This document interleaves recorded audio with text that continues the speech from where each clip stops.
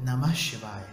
पारद पारद एक धातु है जो प्रवाही रूप में पाई जाती है। यही एकमात्र ऐसी धातु है जो सर्वथा निर्लेप और निर्मुक्त रहती है। आसानी से इस धातु में दूसरी धातु का समावेश नहीं होता, लेकिन अगर इसी धातु के 8 संस्कार कर लिए जाए तो यह संसार की अद्वितीय धातु बन जाती है।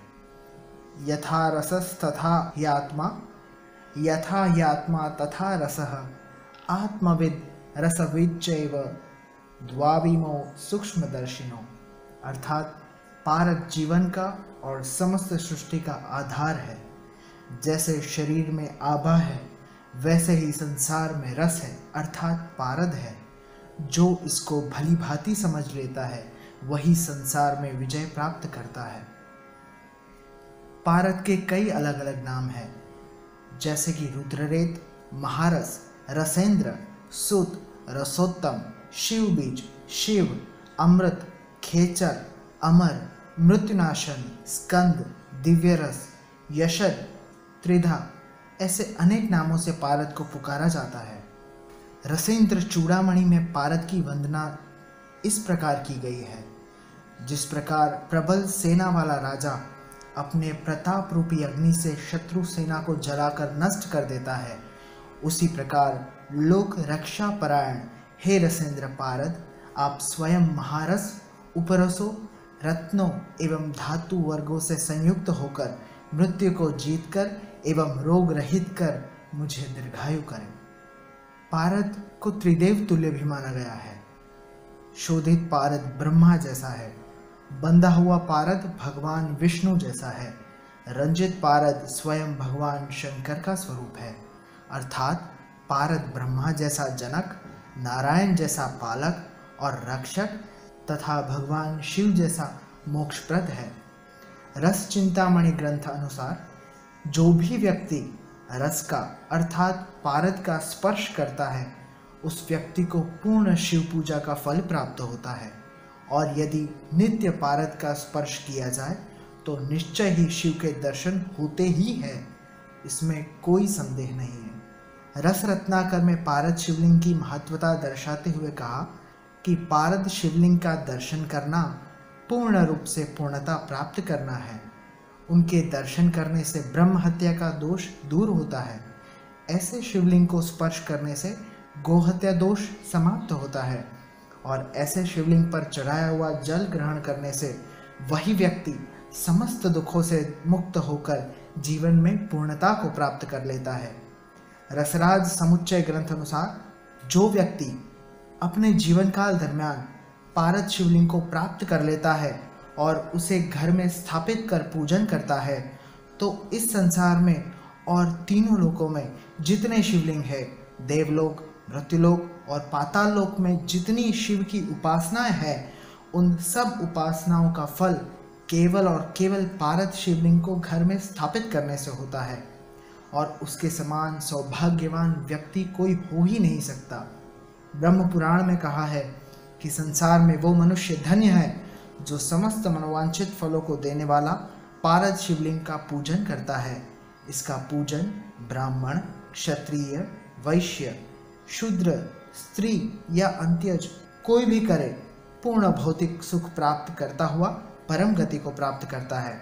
मेरे स्वयं के अनुभव के आधार पर मैं यह घोषणा करने में सक्षम हूँ कि पारद शिवलिंग अपने आप में दुर्लभ शिवलिंग है।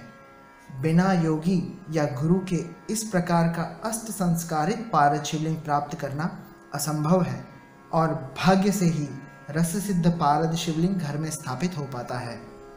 एक बात स्पष्ट है कि रस विद्या कोई सामान्य विद्या नहीं है, क्योंकि आयुर्वेद की दृष्टि से इसका उपयोग किया जाए तो इसके माध्यम से कायाकल्प किया जा सकता है। बुढ़ापे को दूर रख समस्त बीमारियों से दूर रहा जा सकता है। यहाँ तक कि कोई व्यक्ति मूर्छित या मृतवत हो गया हो, तभी भी उस व्यक्ति को पुनर्जीवन प्रदान किया जा सकता है। इसी के द्वारा खेचरी विद्या, जिससे व्यक्ति अदृश्य हो सकता है, वह सिद्ध की जा सकती है, या आकाश गमन, जिससे व्यक्ति एक स्थान से दूसरे स्थान वायुवेग से गति कर सकता है। रस विद्या जीवन की पूर्णता तथा भवसागर पार करने के लिए धर्म, अर्थ, काम, मोक्ष चारों पुरुषार्थों को एक साथ प्रदान करने में समर्थ है। सामान्यतः पारद का शोधन करना अत्यंत कठिन कार्य है और इसे ठोस बनाने के लिए मूर्छित, खेचरित, कीलित, शंभुविजित और शोधित जैसी कठिन प्रक्रियाओं में से गुजरना पड़ता है।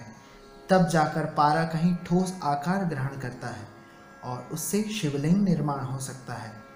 शिवलिंग निर्माण के बाद कई मांत्रिक क्रियाओं से गुजरने पर ही पारद शिवलिंग रससिद्ध एवं चैतन्य हो पाता है, जिससे वह पूर्ण सक्षम एवं प्रभावयुक्त बनता है। इसीलिए तो कहा गया है कि जिसके घर में रससिद्ध पारद शिवलिंग है वह अगली कई पीढ़ियों तक के लिए रिद्धि सिद्धि एवं स्थायी लक्ष्मी को अपने घर में स्थापित कर लेता है। रस सिद्धि के लिए गुरु कृपा, शिव कृपा होना अत्यंत आवश्यक है। जिस व्यक्ति को अपने जीवन में उत्तम कोटि के गुरु मिल जाए, जिन्हें रसेश्वरी दीक्षा देने का ज्ञान है, जो स्वयं समर्थ और सिद्ध योगी होते हैं, ऐसे गुरु से यदि जीवन में भेंट हो जाए तो उनके पांव कस कर पकड़ लेने चाहिए और प्रयत्न कर कर उनसे रसेश्वरी दीक्षा प्राप्त कर लेनी चाहिए, क्योंकि रसेश्वरी दीक्षा प्राप्त करने के बाद साधक सामान्य व्यक्ति नहीं रहता, अपितु वह देह सिद्ध योगी बन जाता है और देवता भी उससे ईर्ष्या करते हैं। गुरु के प्रसन्न होने पर भगवान शिव प्रसन्न होते हैं और भगवान शिव के प्रसन्न होने पर पारद सिद्धि प्राप्त होती है। इस प्रकार रसेश्वरी दीक्षा संसार की श्रेष्ठतम और अद्वितीय दीक्षा है। अत्यंत सौभाग्यशाली व्यक्ति ही इस प्रकार की दीक्षा प्राप्त कर सकता है, क्योंकि रसेश्वरी दीक्षा देने वाले गुरु वर्तमान समय में बहुत कम रह गए हैं और ऐसे शिष्य भी बहुत कम हैं जिसे इस दीक्षा के बारे में ज्ञान होता है। जब व्यक्ति के जीवन में सौभाग्य का उदय होता है तभी उन्हें अपने जीवन में रसेश्वरी दीक्षा देने वाले गुरु प्राप्त होते हैं, तभी ऐसा संयोग उपस्थित होता है और तभी ऐसे समर्थ गुरु अपने शिष्य को रसेश्वरी दीक्षा देकर उसे धन्य करता है। साधकों को चाहिए कि योग्य गुरु से दीक्षा प्राप्त कर पारद के अष्ट संस्कार का पूर्ण ज्ञान प्राप्त करें और उसके बाद पारद को लाकर उसे अष्ट संस्कारित करें। जब पारद के 8 संस्कार कर लिए जाए तो वह पारद पूर्ण रूप से शुद्ध, चैतन्य और बुभुक्षित होता है। ऐसे पारद में चपलता या चंचलता नहीं रहती और यदि ऐसे पारद का शिवलिंग निर्माण किया जाए तो वह अपने आप में अद्भुत, तेजस्वी और वरदायक शिवलिंग का निर्माण होता है। परंतु दुख की बात यह है कि आजकल बाजार में नकली तरीके से भी पारद का मूर्छन संस्कार संपन्न कर लिया जाता है। बाजार में मिलने वाले पारद शिवलिंग के अंदर शीशा या फिर एल्यूमिनियम या कॉपर सल्फेट मिलाकर उसका बंधन कर लिया जाता है और शिवलिंग निर्माण कर लिया जाता है। बाजार में जो पारा मिलता है वह अत्यंत दोषयुक्त होता है। शास्त्रों की माने तो पारद में कुल 8 दोष और सप्त कंचुकियाँ होती है। नाग, वंग, अग्नि, चांचल्य, असह्य, विष, गिरी और मल, ये 8 दोष है। और प्रथम मिट्टी का कंचुक, दूसरा पत्थर का, तीसरा जल का, वंग से पैदा हुए 2 कंचुक, कपाली और कालिका, नाग से पैदा हुए 2 कंचुक, श्यामा और कपालिका। इस प्रकार पारद में 7 कंचुक होते हैं। और ऐसे दोषयुक्त पारद का शिवलिंग निर्माण करना और घर में स्थापित करना बहुत ही अशुभ माना गया है और वह मृत्यु तुल्य कष्ट को निमंत्रण है। इसीलिए पारद को प्रथम शोधित कर उसके 8 संस्कार संपन्न करने चाहिए, जो इस प्रकार है: स्वेदन, मर्दन, मूर्छन, उत्थापन, पातन, रोधन, नियमन और दीपन। इस प्रकार क्रमशः संस्कार करने के बाद ही शिवलिंग निर्माण कर गुरु कृपा से प्राप्त करना चाहिए, जो कि अत्यंत सौभाग्यदायक और अपने आप में पूर्ण है।